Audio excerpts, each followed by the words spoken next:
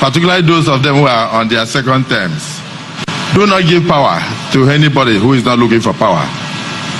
Don't give power to anybody who is not prepared.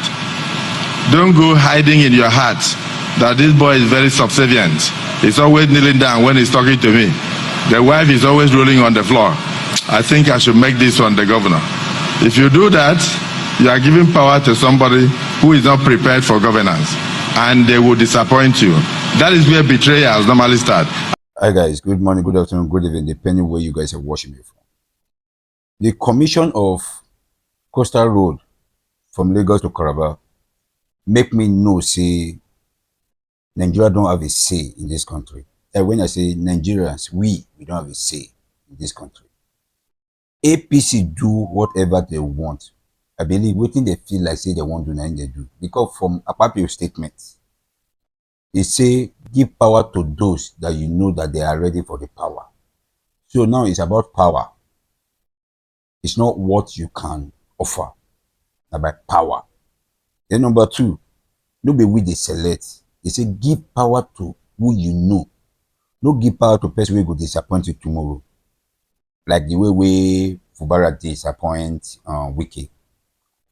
I don't want to talk more because when I listening to the speech we Akpabio bring out, I noticed that we can never go forward in this country unless we collect power from these people.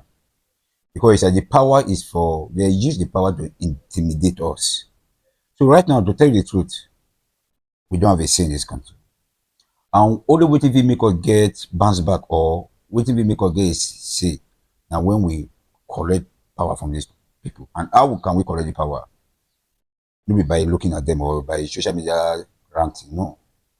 We need to let them know that we don't want them. But man, not talk much. Man, play the video of waiting Akpabio talk. They praise Tinubu out of 740 kilometers. He already do 30 kilometers. We know your word.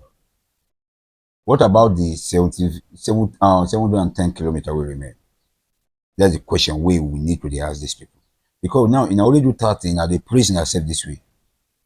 What thing I can do if I finish the project? But man, not talk much. When I listen to it, Akpabio, you need to tell in God's Father. Because to me, I think we'll get all of them. I greet all of you. Mr. President, we are not normally seen because our work is over there, watching over what you are doing. I can confirm once again that with this commissioning today, you are proving to us that whenever the National Assembly says we are doing well, we are always right. So congratulations, Mr. President. I don't need to speak because they say action speaks louder than words. I just want to cast your mind back to the National Convention of the APC that brought you into office. At that convention, I was privileged to make a remark, and I referred to a young blind girl called Helen Keller. She was the first young person to use the braille in Radcliffe University in California. To use the braille to get first class. And when the press accosted her after making the convocation speech, and they asked her, instead of asking her, how did you achieve this? They went in a mischievous way to ask her, what do you think could be worse than being blind? And the young lady looked at them without hesitation. She responded to say, to have sight and no vision. To have sight and no vision. To have sight and no vision. In you, Mr. President, we have a president who has both sight and vision. And this, for me, is something I must advise our governors, particularly those of them who are on their second terms. Do not give power to anybody who is not looking for power. Don't give power to anybody who is not prepared. Don't go hiding in your heart that this boy is very subservient. He's always kneeling down when he's talking to me. The wife is always rolling on the floor. I think I should make this one the governor. If you do that, you are giving power to somebody who is not prepared for governance, and they will disappoint you. That is where betrayals normally start. I'm just trying to advise. For the progressive governors, I believe that all of you are doing well because you are being led by a man who has both sight and vision. I was in Ogun State, Mr. President, to close the National Sports Festival. And I must salute the efforts of Akpabio, the governor of Ogun State. He represented this nation very well. Your Excellency, the governor of Ogun State, I'm very proud of what you are doing. May God continue to bless you. Along that corridor, going all the way Abeokuta and all, he has left Agbara where they used to have the industrial city. He's creating a new industrial city. One of the ones I saw, he has 10,000 hectares of cotton. 250,000 employees are working there right now. And very soon, with the brand new international airport that I witnessed, he will begin to export cotton to other parts of the world. And not only that, almost all the industries in Nigeria are building there. Foreign direct investment of over $5 billion are already in Ogun State.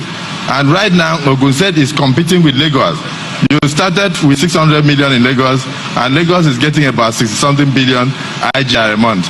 Ogun State is almost beating Lagos. So I just want Sanwo-Olu to be aware of this. So you have to move faster with this corridor that has been created now. Mr. President, the National Assembly is very proud of your administration as a whole. And I can say that we were here a few months ago when High-Tech started the construction. And I knew they were going to deliver. Because I recall I used to have a few discussions with my brother Gilbert and my other brother Roland. I said, why are you fighting the ocean? And they told me that you were the one encouraging them. They told me that you were not encouraging them. I said, you can't fight the ocean. Leave this Atlantic City. It's not going to work. But today, Atlantic City has saved the whole of Ikoyi and has saved the whole of Victoria Island. Many people were relocating to other places in Abuja, but they can sleep well today because of Atlantic City. And I met the U.S. ambassador, and they said that they are building the biggest embassy in Africa at Atlantic City. I will say again to you and to High-Tech Group, congratulations for the transformation you are bringing to Nigeria. The Honorable Minister of Works, you did very well when you were governor of Ebonyi State. Now you have shown that it wasn't a fluke, that it's inside your DNA. So I will say congratulations. The journey of 1,000 miles for Nigerians begins with a step. And that step is what we are starting. 750 kilometers of this Calabar, Lagos-Calabar, where people may be asking, why are you commissioning the first 30 kilometers? I think we are doing this to bring to the fore that yes, indeed, the project is a reality. Because it's divided into about 6 sections, and each section is ongoing as I speak now. And like the Akpabio pointed out, this is like 90 kilometers already done within 1 year.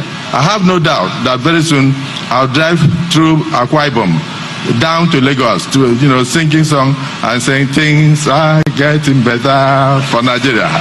Things are getting better. For Asiwaju is on the throne, things are getting better, things are getting better, things are getting better. Mr. President, things are getting better. Hey, the things are getting better. For Nigeria is on the way, progressive government, things are getting better. Asiwaju, congratulations. I thank you all.